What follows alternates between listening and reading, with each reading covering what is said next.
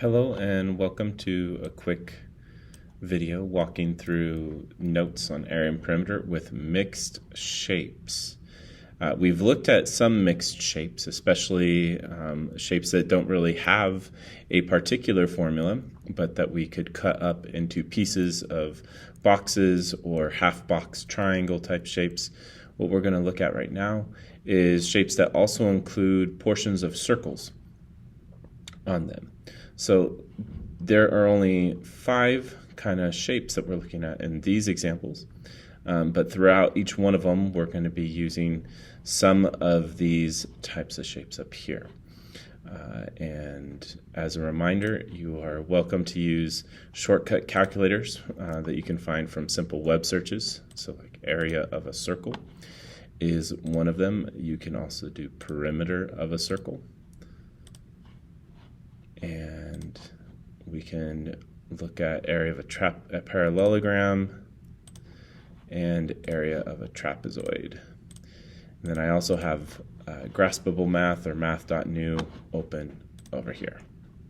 All right, so let's take a look at the first one. And in the shape, these are Google drawings in which we'll be able to mark things up to help work our way through them. The thing that's going to be helpful to us is not just marking them up, but also trying to think of them as a composite of other shapes. So, for example, I see that this looks like a box, a rectangle kind of thing.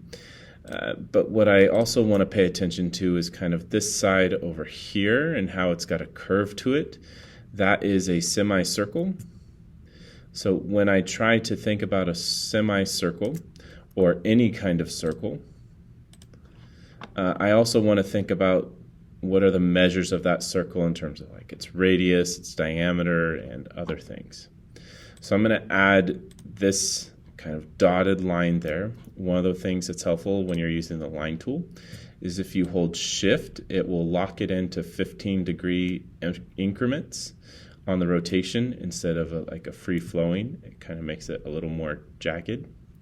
But that's helpful in trying to draw perfectly vertical or horizontal lines, which often happens with these kind of simple examples. All right, so I drew a little piece there to talk about the radius. And I'm going to put right here, r equals, and the radius of this half circle,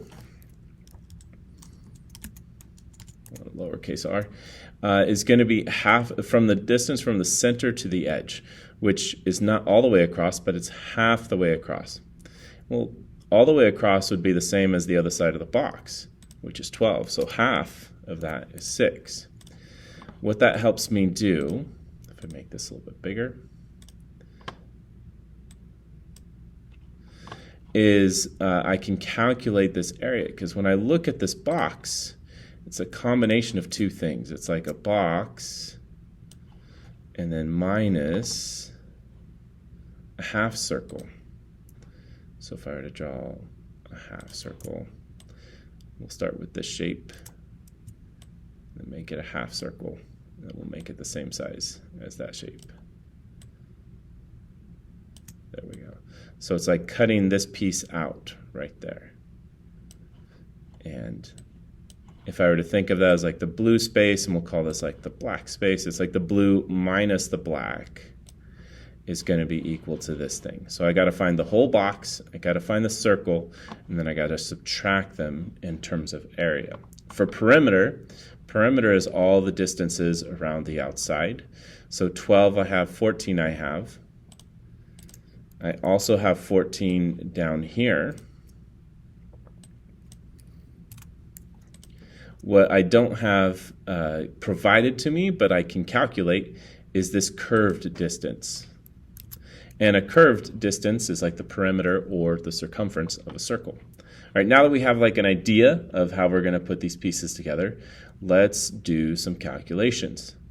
So the first thing, if I know that the radius is 6, I can think about the area of a circle. Area is pi r squared. And the radius is 6, and that's 113.1 as a rounded off approximation. I could have also done that over here, but I'm going to just use these shortcut calculators for the most part, and over here I will do my general calculation. So I will say that the area of the circle is 113.1. Go ahead and write that down. But the area of the box is going to be 12 by 14. 12 times 14. Then we're going to subtract this 113.1. But it's not exactly 113.1 because 113.1 would be a full circle. And in this case, we're only doing a half circle. And so just kind of peeking back at the other kind of calculations that it's hinting at, if we're doing a half circle, we should multiply it by a half. So I'm going to put a times 1/2 out front. 1/2 times that. Now that I have my pieces all set up, I'll put area equals, let's call it area 1. To do a sub 1, you use the underscore key, shift and dash, and that's like area 1 equals these things. Okay, so now to simplify, we have 12 times 14 and 1/2 times 113.1. And then we're going to subtract those things because it's taken out of it. If we look back, it's taken out of it. So our area is 111.5. I'll screenshot that. Make sure it goes to my clipboard. Yep. On Chromebooks, it by default will be going to the clipboard. Shrink it down a little bit, keep it in that box. And now let's think about the perimeter. So the perimeter of this is 3 pieces. So we have 12 plus 14 plus 14. But then the third piece is going to be that circumference of a circle. So the perimeter of a circle is the circumference. It's 2 pi times the radius. And the radius in this case is still 6. It tells me that that's 37.7. This time I'm adding that number because we have the 14, 12, and 14, and then we're adding this number to count up the total. So then that number was 37.7. 37.7. But again, it's a partial. It's not the whole thing. It's only a half circle, so I'm going to multiply it by a half. We'll call this perimeter 1. So we have perimeter 1 equals all this. And then I just do a lot of simplifying, putting things together. And eventually we get to the perimeter is 58.85.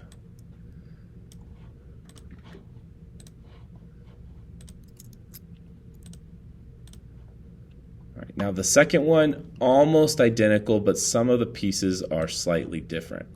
So for example, it says that the radius is 2, but that would mean that the whole distance across from top to bottom here is going to be like double that, because it'd be a radius plus another radius. So that, from top to bottom, it's not going to be 2, but it'll be double, which is 4. Make this a little bit bigger.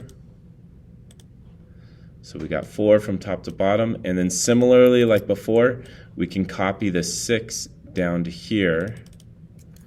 Now we have 3 sides and a little bit of information about the curved side. So that curved side, let's talk about how it calculates into the area and the perimeter. Well, the area is the box plus the half circle. So I'm going to use my same calculations as before, but edit them. So I'm going to go back to this line, fix a mistake. It's not a box that's 12 by 14.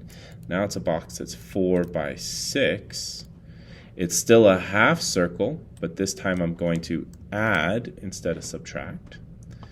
And the radius is 2, so I got to recalculate the area. And now the area is 12.57. Copy and paste that in, and let's see what it turns out to be. So we can change that into a simplified fraction, multiply there, add them together. We get that the area is 3.285. So we used a little bit of our setup from the last one to shortcut this one. There we go. Now the perimeter, similar to last time, we have 3 box edges and 1 curved edge. And we're still adding. So it's kind of interesting whether it's convex poking in or concave poking in or convex poking out. You still wind up having the same type of calculation, the 3 sides plus that half circle for the 4th side. So it's not 12, 14, and 14. Let's see if we can get to this. It's 6, 4, 6, and 6. So 4, 6, and 6. And the perimeter of the circle is not 37.7. Let's see what it is when we have a radius of 2. And it will be 12.57 as well. It just happens to be the same as before. So we'll copy that, paste it over here. Now let's do some simplifying with these numbers. Put them all together. And we get 22.285.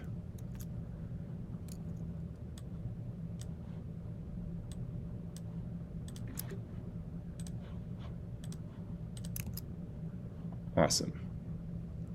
Now we have a couple of shapes that have a parallelogram in a circle. Before we had a rectangle in a circle. Now we're looking at parallelogram in a circle. Let's see how that kind of ties into our calculations. Well, the first thing that I notice is that I have 3 numbers here. One of them, it represents the height of the parallelogram. One represents this diagonal measure, which is also the same as the diameter of that circle, which will then let me kind of find this radius measure. So from the center to the edge of the circle would be half of that diameter. So in this case, R equals 6. Because 12 is the full diameter, the radius is 6. I can make that tilted if I wanted to, just to match it right on the line so we know what we're talking about. All right, let's see how this gets put together. Well, the area of a parallelogram is going to be base times height. And in this case, my base and height are 18 and 9. So that's easy. That's 18 by 9. And that's going to be 162. Let's go back to our area calculation.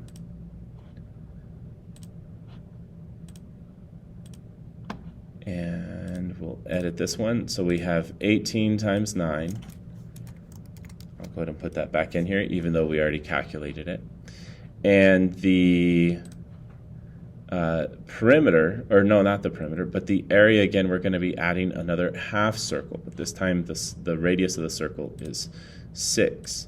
So we'll change that radius to 6, and it's 113.1. So that's that area of the circle. All right, so we have 18 times 9 plus half times 113.1. And we're adding because it's poking out. We're not subtracting. It's not being taken away. That gives us 218.55.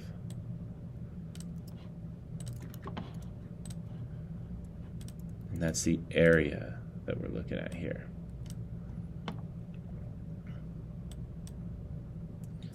Okay. But the perimeter now, the perimeter is going to be interesting. We have the 18, we have the 12 around this side.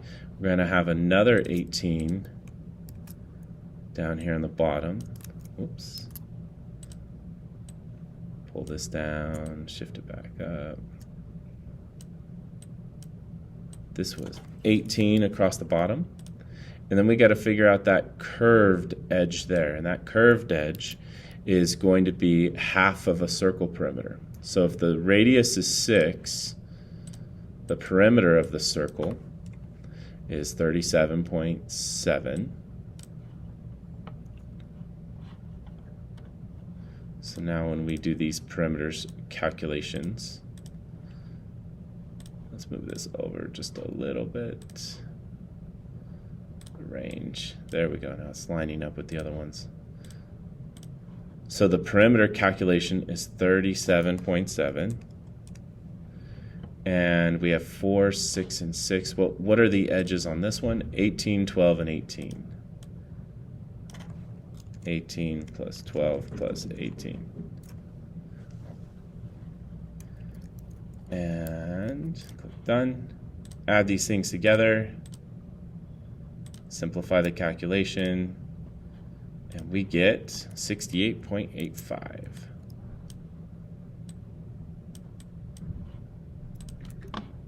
So I'll throw that into my perimeter calculation here. Awesome, now we have area and perimeter of a parallelogram mixed with a circle. This next one, very similar, very similar. Minor difference in that it has 2 semicircles instead of 1. And that's going to adjust both of our calculations there. Okay, so let's continue with these last 2 examples here. We have one more with the parallelogram and circles, and then one with a trapezoid and circle. So with this parallelogram and circle, let's take a closer look at the drawing, maybe add some things that are helpful. I notice that this is 20 over there, which means that this other diagonal is also 20. And we'll make that a little bit bigger. And I can also copy this 22 down to this edge, because we have 22 across the top and the bottom. Since it's a parallelogram, opposite sides are congruent. Let's go ahead and add a radius into these circles. So the radius from the center out to the edge of the circle is, if the whole diameter is 20, then just halfway from the center to the edge is going to be 10. So I'll copy and paste this text box and say that r equals 10. R equals 10. Okay, so we have a radius of 10, and let's look at the kind of pieces that we have. So we have this, we'll go back into it. We have this parallelogram in the middle, and then we have 2 half circles, which would be equal to 1 full circle. So I need to find the area of the parallelogram and then add to it the area of these circles. So let's find those. So for area of a parallelogram, that's just base times height, and in this case, this can be 22 times 11. So I will go back to my area calculation and edit some of it. So it was 22 times 11. And we're not doing a half circle, we're doing a full circle. And this time the area, or the radius, is 10, which gives me this number 314.16, rounded off there. Let's see what this area calculation works out to. So we have 22 times 11, 242, add that together. We have 556.16. Excellent. Capture that, add it to our notes. And now let's look at perimeter. Now, perimeter is a little bit different than the last one because we have this edge here, top edge of the parallelogram, and this edge here, the bottom edge of the parallelogram that we'll be adding. Instead of 3 straight edges, we only have 2. But then we have 2 curved edges. And those 2 curved edges together make 1 full circle with a radius of 10. So the perimeter of a circle, or the circumference, if we type in that the radius is 10, it gives us that full circle circumference, or perimeter, is 62.83. And then we have the other 2 the other 2 lengths, 22 and 22. So to be very clear, it's like we're finding this line, the 22, then we find this line around the outside, and then this line. We're adding up all of these outside edges. And these two squiggle lines, we'll color them blue. Those parts are the full circle, and then these parts are just straight edges. So I'm just kind of color coding the pieces that we're calculating and putting together. The red lines are 22 plus 22. So I can say 22 plus 22. And then the other piece is not a half circle, but it's a full circle because we have two halves put together make the whole. We said that was 62.83 if the radius was 10. Now we add all this together, we're going to get 44 plus 62.83 equals 106.83.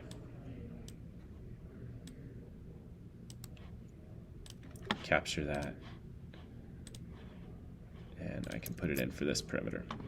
For this last one, we'll wrap it up here. We have not a right trapezoid, but it's an isosceles trapezoid and circles. That'll be fixed for your draft template. Let's take a look at the pieces that we have. I noticed that I have a lot going on here. This is going to have the most calculations because we have this circle with the diameter 2, which means the radius is only 1. So I'll add a text box here, r equals 1. We'll make it nice and big, easy to read.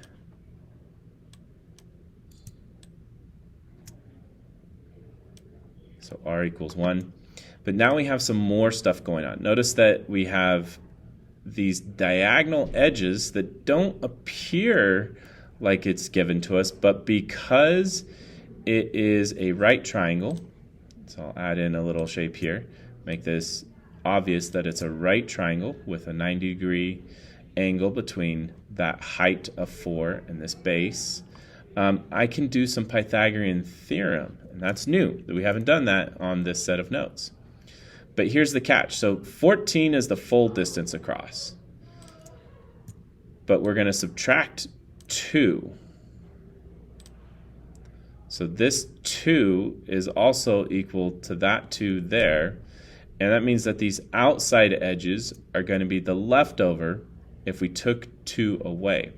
What do I mean by that? Well, if we have 14 minus 2, that's going to give us 12. But then we want to split that in half. So I highlighted it all, and we'll see what that does, and we'll talk about why that matters. So 14 minus 2 is 12. 12 divided by 2 is 6. What this is doing is it's telling me that this here is 6, and so is this over there, and this inside edge is, or this inside line is 2. So let's try and make that super clear, like how we have these pieces all fitting together. So we got 6, 2, and 2. 6, 2, and 2, when you put it together, make 14. And the idea is that this first edge, make it colored and extra large, is 6. And so is, if I copy and paste it, so is this edge over there is 6. And then the blue edge in the middle, I'll make a blue one in the middle. I'll copy and paste and stretch it a little bit. This blue edge in the middle, well, it's not letting me do it very easily. Let's move it over because it wants to connect to that other one, is 2. So we'll make this 2 blue. If we change its font color, and this 6 and this 6 will make red. Just so it's very clear like what the pieces are and how they fit together, 6, 2, and 2. How does that help me as I try to find more of these measures? Well, now I have this triangle over here with a 6 and a 4, and if I have a right triangle, I can find the third side if I know 2 of the sides. So I'm going to go back to my notes, all the way back to the top, and look for that Pythagorean theorem calculator. We'll open that up.